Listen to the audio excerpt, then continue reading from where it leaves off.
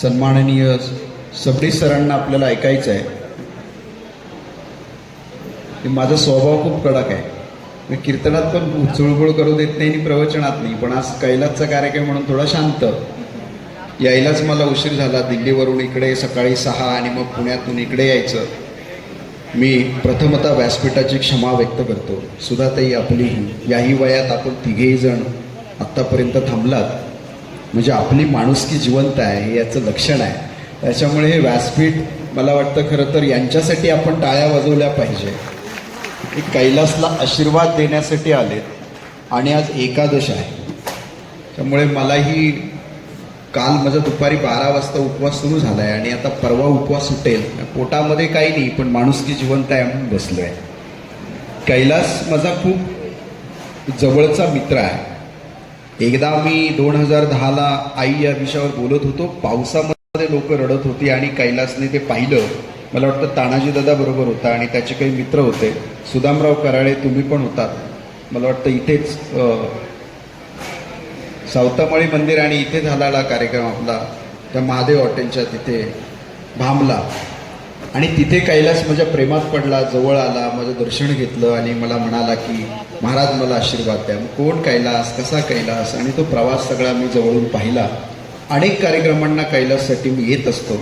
आज मी भाषण करणार नाही, मी व्याख्यान करणार नाही, पण माझ्या हस्ते काही करायचं हे मी त्याला प्रश्न विचारला. पण माझ्या पत्नीला तो म्हणाला, माझं शूटिंग चालू होतं, आमचं बोलणं होत नव्हतं आणि श्रीमंत दगडूशेठ हलवाई गणपती ट्रस्टने जो काही सप्ताह ठेवला तिथे माझं काल्याचं कीर्तन सेंट्रल पार्क हॉटेलला आपटे रोडला होतं. 3 तास कैलास बसून राहिला आणि मग ती भूमिका त्याने मला सांगितली. येताना तो एसटीने आला आणि मला निमंत्रण देताना त्याचे डोळे भरून आले होते.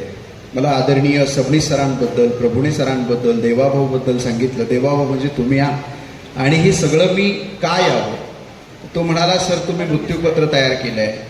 माझ्या मृत्यूपत्राच्या सोहळ्यालाही कैलास आळंदीमध्ये होता. माझं मृत्यूपत्रही त्यानं वाचलं आहे. माझी दशक्रिया घालू नका असं मी लोकांना सांगतो. मी प्युअर आध्यात्मिक आहे, पण दशक्रिया घालू नका आणि माझी बॉडी मेडिकल कॉलेजला जाऊ द्या. जे 10 मित्र मी त्याच्यामध्ये लिहिलेत, कारण मी पुढे जातो की कोण मागे, म्हणून किमान 10 मित्र असावेत आपली बॉडी घेऊन जायला. म्हणून त्या 10 मित्रांमध्ये माझ्या कैलासचं नाव माझ्या मृत्यूपत्रात मी लिहिलं आहे. माहीत नाही मी कुठे जाईल, कसा जाईल. प्रॉपर्टी तर काहीच करायची नाही, तर लोक मला श्रीमंत करतात, हा माझा दोष नाही. पण हे सगळं करताना तो मला म्हणाला की त्याच्यामुळे मला तुमच्यातली माणुसकी जिवंत आहे, म्हणून तुमच्या हस्ते मला हे माणुसकी जिवंत आहे याचं प्रकाशन करायचं आहे. आत्ताही त्याचे डोळे भरून आले. मी ब्रेन ट्यूमरशी लढत होतो आणि त्यावेळी कैलासचा भाऊ तानाजी, त्याला आम्ही दादा म्हणायचो. तानाजी पण माझा विद्यार्थी. माझं इन्स्टिट्यूट होतं Vivekananda oratory institute of culture education. तो माझा विद्यार्थी आणि तो ब्लड कॅन्सर झालेला आहे. त्याला सांगितलं नाही. रिपोर्ट ज्या दिवशी आला त्या दिवशी बिर्ला हॉस्पिटलला माझी पण स्कोपी होती, कारण माझा अंडर रिव्ह्यू होतो. मी 6 महिने फ्लॅट तसं झोपून होतो आणि मी कैलासला विचारलं, कैलास काय झालं रे. कैलासने हंबरडा फोडला आणि मला बाहेर घेऊन आला. साधा रुमाल होता मळलेला, मला तो दिवस आठवते, आदित्य बिर्ला हॉस्पिटलला. त्याच्यावर घरून आणलेली अगदी कडक झालेली चपाती होती, शेंगदाण्याची मिरची होती, लिंबू होता, भाजी कुठली होती मला आठवत नाही. त्याच्यावर तानाजी जेवत होता मांडी घालून. मला पाहिल्यावर पटकन उभा राहिला, सर आले, सर आले. रिपोर्ट त्याच दिवशी आला होता, पण तानाजी दादाला माहीत नव्हतं नेमकी रिपोर्ट काय आहे. त्या दिवशी मी कैलासशी बोलत होतो. खेड तालुक्यातून शरदराव असतील, अतुल देशमुख असतील, ही सगळी मंडळी प्रचंड मेहनतीनं खाली जमलेली होती, पैसा घेऊन आलेली होती. आणि त्याने मला कानात सांगितलं, दादाला ब्लड कॅन्सर झालाय, दादा आता थोड्या दिवसासाठी पाहुणा आहे. कैलास इतका रडत होता आणि सारा खेड तालुका त्याच्यासाठी संघर्ष करतोय, पण मी भावाला वाचवू शकत नाही. त्यावेळी जिवंत असणाऱ्या भावाकडे त्याचा मृत्यू होणार आहे हे माहीत असताना सुद्धा धीरधात्त उभा असणारा कैलास मी अनुभवला. आणि भावाला श्रद्धांजली म्हणून अशा गोरगरीब लेकरांसाठी आपण काहीतरी केलं पाहिजे म्हणून धावणाराही कैलास पाहिला. म्हणून इतक्या धावत धावत मी माणुसकी जिवंत आहे या कार्यक्रमासाठी इथे आलो. मी कैलासला माझा सॅल्यूट आहे. म्हणून ऑक्टोबरच्या महिन्याच्या शेवटच्या आठवड्यात बालगंधर्व किंवा यशवंतराव चव्हाण कोथरूड, मला जिथे वेळ मिळेल, जिथे जागा मिळेल, मी एक चित्रपट केला आहे आणि ते लोकांनीच मला पैसे दिले. 18 करोडच्या पुढे बजेट गेलं आहे ऑलरेडी. तर त्या चित्रपटाचं पोस्टर लॉन्च मी करतो आहे. तिथे आपण टीझरही लॉन्च करतो आहे. संप्रदायावर जो काही आता नको ते व्यंगात्मक सुरू आहे, पोट भरण्याची जागा म्हणून तिकडे पाहिलं जातं, त्याच्यावर दाहकपणे प्रहार करणारा मी कीर्तनकार कसा आहे तुम्हाला माहिती आहे. मी अन्न घेत नाही, पाणी घेत नाही, मानधन स्वीकारत नाही. आत्तापर्यंत कोट्यावधी रुपये जगद्गुरू तुकोबरायांच्या मंदिराला मी दिले.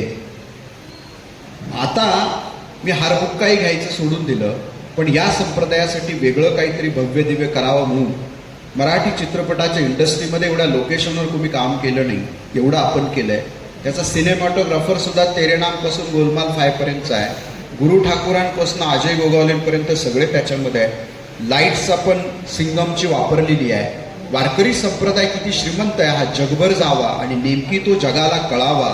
उद्याचा रिसर्च करणाऱ्या माणसाला कीर्तन काय हे नीट समजावं. उपेंद्र लिमये त्याच्या लीड रोलमध्ये आहे, मोठी स्टार कास्ट आहे. तर त्या दिवशी मी 2 कोटी रुपयाचं माझ्या मृत्यूपत्रातलं निधीचं वाटप करतोय वेगवेगळ्या संस्थांना. तुम्हाला माहिती आहे हा विषय. तर त्या 2 कोटी रुपयाचं ऑलरेडी वाटप झालेलं आहे.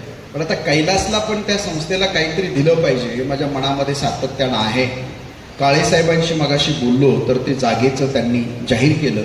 पण कैलासच्या वृद्धाश्रमाच्या बांधकामाला त्याला फुल ना फुलाची पाकळी म्हणून त्या माझ्या ऑक्टोबरच्या कार्यक्रमामध्ये मी 1,11,111 रुपयाचा चेक त्याला मी ऑक्टोबरमध्ये देईल आणि ते 2 कोटीच्या पुढे निधी जाईल. आता मृत्यूपत्र मला रिवाईज करावं लागेल. हे सगळं करताना साधी साधी माणसं. महात्मा गांधीजीचं एक खूप सोपं वाक्य आहे, be the change yourself that you want to see the world. फार मोठं काम करण्यासाठी मोठ्या प्लॅटफॉर्मची गरजच नसते. मुळात आपण इथेच चुकतो. मोठा व्यासपीठ पाहिजे, मोठा प्लॅटफॉर्म पाहिजे, मोठं गाव पाहिजे, मोठा वारसा पाहिजे, मोठे आई वडील पाहिजे, मोठी शाळा पाहिजे, मोठे शिक्षक पाहिजे. कुणीही तुमच्या डोक्यामध्ये घातलंय. फाटक्या माणसांनी इतिहास निर्माण केला. अरे फाटकी माणसं चांगल्या माणसाला शिवायचं काम करतात, लक्षात ठेवा. म्हणून तर दुरितांचे तिम्र जावं म्हणणारे आळंदीमध्ये समाधिस्थ आहे. खळांची व्यंकटी सांड म्हणणारे आळंदीमध्ये समाधिस्थ आहे. तू ते श्री मुरारी सांगितले प्रगट करी, जे अभिप्राय गवारी झाकिले आम्ही देवा, तुला जे जमलं नाही ते आम्ही काम करतोय असे सांगणारे ज्ञानदेव त्याच्या कुशीमध्ये खेड तालुका विसावलाय. 14 वर्षाच्या वयामध्ये 11 पैसे बरोबर घेऊन काशी गाठणारे, ज्यांची 118वी जयंती आहे, 24 ऑगस्ट 1908 जन्मदिन आहे आणि 23 मार्च 1931 लाहोर हुसेनवालीमध्ये त्या स्मारकाला तुम्ही कधी भेट दिली तर तुमच्या लक्षात येईल तुमच्या खेडचा एक सुपुत्र किती महान होता. त्याने या मातीसाठी, या देशासाठी अगदी 23व्या वर्षी बलिदान दिलं. त्या हुतात्मा शिवराम हरी राजगुरू रघुनाथ ज्यांना टोपण नाव होतं, त्यांच्या जयंतीचं औचित्य साधून माणुसकी जिवंत आहे हे पुस्तक आणणं ही सुद्धा कैलासच्या असणाऱ्या अंतर्मनातली माणुसकी आपल्याला दाखवते की कुठला दिवस आपण निवडला पाहिजे. म्हणून आज मी ती पण एक घोषणा करतो.